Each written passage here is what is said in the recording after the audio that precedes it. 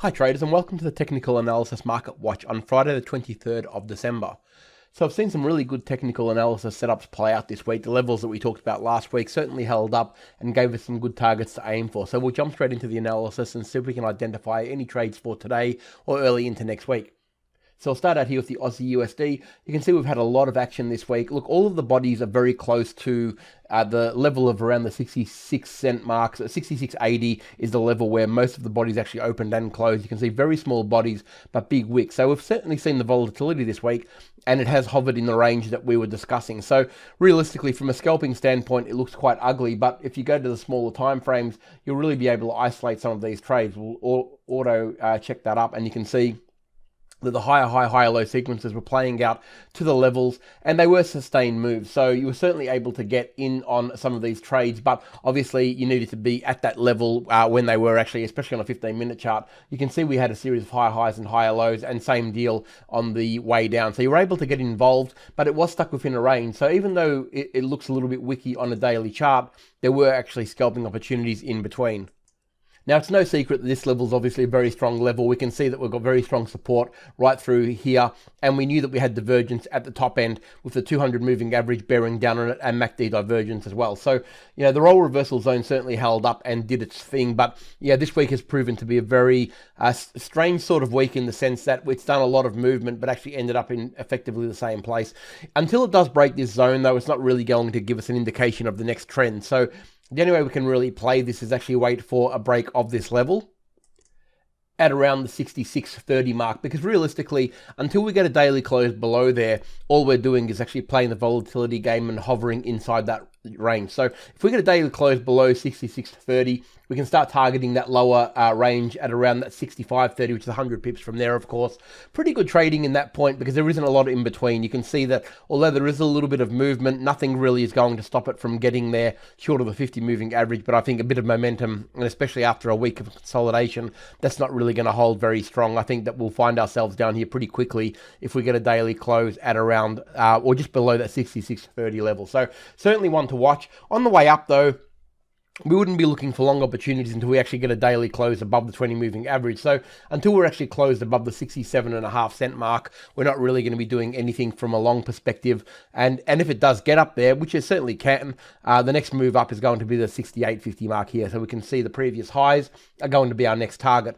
Look, you know, these lines aren't drawn in hindsight. You know that we, for all of you who have been watching for the last year, you know we put these lines up forward and they have been playing out really, really well in all of the currencies and the indices that we've been looking at. So they're there for a reason, and that's because of the role reversal and support and resistance. So it gives us a very easy target to aim for. Hopefully you're able to catch some of those moves on the Aussie in the smaller time frame this week. But yeah, realistically, the bigger swing moves have been very easy to trade. So again, the daily close above 67.50, and our next target's going to be the 68.50. So pretty easy target to aim for there.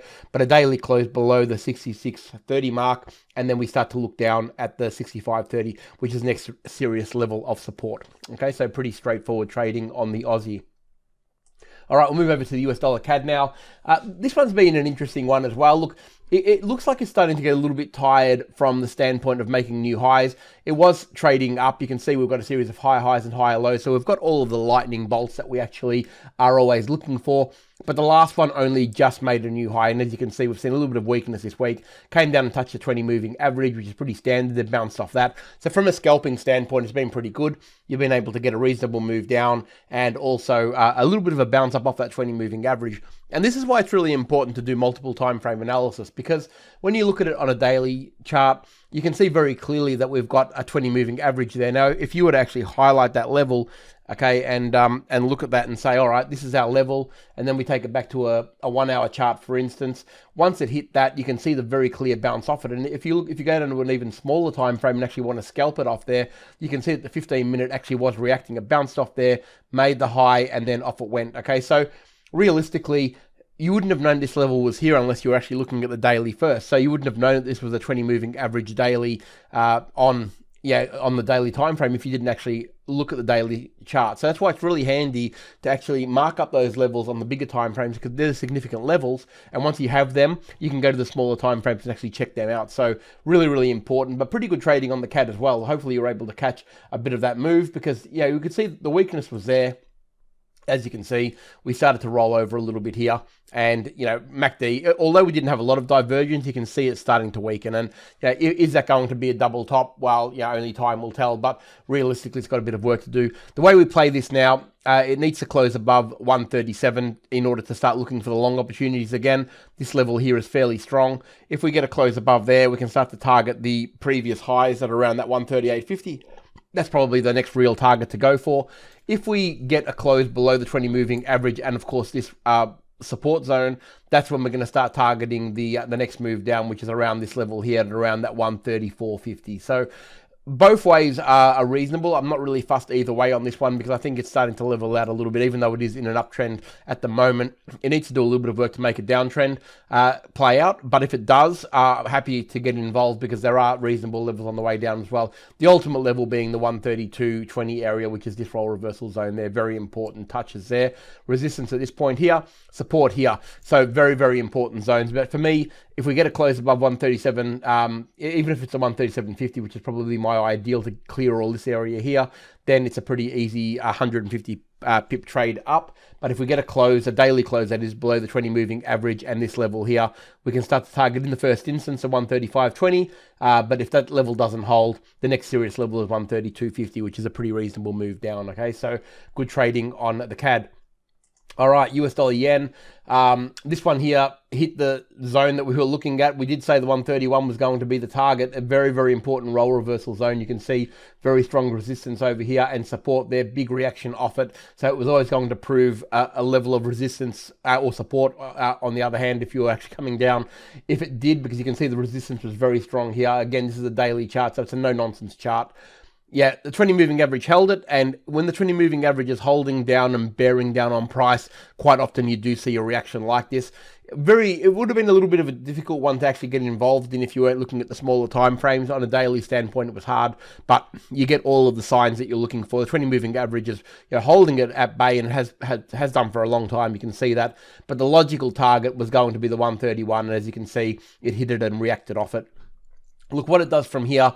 If it reacts at this level and finds a bit of a bottoming pattern, if you go to a smaller time frame, say a 4 hour, and you get a bit of a rounding bottom or even a series of higher highs and higher lows, we can look to scalp it back up to that 135 level, which is a reasonable move. It doesn't look like a lot, but it certainly is. But realistically, price action has to dictate that for us. Okay, so if we see price action start to push up and we can see a bit of momentum kicking in, the way you want to be aiming is the 135.20, which is the next roll reversal zone, and that's going to be the next real level of resistance. But good move. Hopefully you were able to catch that. If you saw the signs early on the 20 moving average and you were able to get involved in that roll changeover when it did actually change momentum and start to lightning bolt on the way down, it would have been a good reward. And I think the take profit was very standard. And although it seemed very, very unlikely way back over here when we were looking at the 150 mark, that was always going to be the level it was going to get to. If it did start to trend down, this was the level it was going to aim for, because this was one of the most significant roll reversal zones there. Okay, so hopefully you're able to catch maybe some of that bigger move if you were actually trading it down, but also scalping it from this level here. All right, we'll have a quick look at the dollar index and then we'll move on to the euro, of course. This has found a little bit of a bottom at the same level. You can see here we've got a bit of support at the previous roll reversal zone, support there on the 20 moving average and resistance there. We talk about this all day, every day. We've talked about it for the last 3 years in the Friday market watches, and we do that because they continually play out and these levels are very easy to aim for. And when the game is being played from a technical standpoint, I think it makes a very, very easy trading environment when you actually are aiming for take profits. You can see we've had a nice rounding bottom here. Again, the euro is really the story. It's found support here. Let's move over to the euro. And you can see that, yeah, that target was hit. The 107 was hit fairly early. Well, it was hit early in this trend, but it has actually done nothing since. Very similar to the Aussie in that respect. You can see that we've got a lot of wicks, and it's really done nothing. The bodies are very close together. No real surprise there, because obviously the dollar index is trying to turn around. If it does start to move in a particular direction, the 107.20 is going to be your first target. So if we start to see a bit of strength in the smaller time frames and we see a series of higher highs and higher lows, the logical target is going to be the 107.20, but this is a very serious level for it to break. unless it breaks this properly with a daily candle, we're not going to be looking any higher on this one. 109.50 is the next target, but realistically, the first target's going to be the 107.20. If we see, I wouldn't be inclined to short this until we actually get a close below the 20 moving average and this level here, which is a 1.5. Now, I know that's a fair bit away, but realistically, there's a lot of support in front of it that is going to give it grief to actually get down there. So I wouldn't want to be actually taking that on. I would rather let it get all that out of the way. If we get a daily close below the 105, then we can start to target the previous lows at around that 103 level. But until that happens, then that's still quite a while away. This one here is the next, I remove that line, but it shouldn't be, it should be there. This level here is the 104. You can see support, resistance, and resistance again. So if we do get a daily close below the 20 moving average, this is the target that we'll be going for. So really, really good trading on the euro. I think it's been very technical for us this year, and very easy to trade. All right, the last one we'll have a look at is the S&P 500. Now, look, this attempted, it did everything it could to get below the 3,800 level, which is a level of no return. We don't want that level broken if we're looking for any sort of movement up over before the New Year's period and allow the Christmas rush to continue. We had a bit of a pause last night, obviously a big drop down, but it did react quite significantly off that level, pulled back up and nearly gave, basically half of its fall has been returned, which is a very positive sign, especially when you know that that level is so strong. Look, where it goes to from here is really going to be momentum driven. If we start to see a series of higher highs and higher lows, the very first target you're going to go for, of course, is the previous high here at around that 3,900, but it needs to break that to get excited. If we don't get a close above the 20 and the 50 moving averages, which are both here, it's got a bit of work to do in order for that to happen.